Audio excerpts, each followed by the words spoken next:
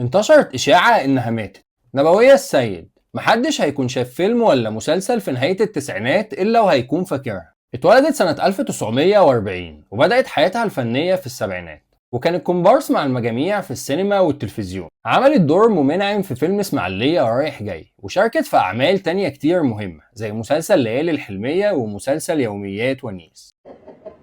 ولا منام منام ايه في ايه؟ في ايه يا جدع؟ امي نايمه. في ايه منام؟ مين دي؟ مش التاني النهارده كمان. امك ايه ده؟ راح فين اعمل لك شاي؟ انا نازل تحت. يا ايه شاي؟ انصرف باذن الله. ومن أدوارها المهمة كانت في فيلم بلية ودماغه العالية. عملت أكتر من 150 عمل فني. من حوالي 5 سنين وبالتحديد سنة 2020 انتشرت إشاعة إنها ماتت، بس أسرتها كدبت الخبر ووضحوا إنها توفت سنة 2007، يعني قبل التاريخ ده بحوالي 13 سنة. ودي كانت قصة النهاردة من اسمك مش غريب.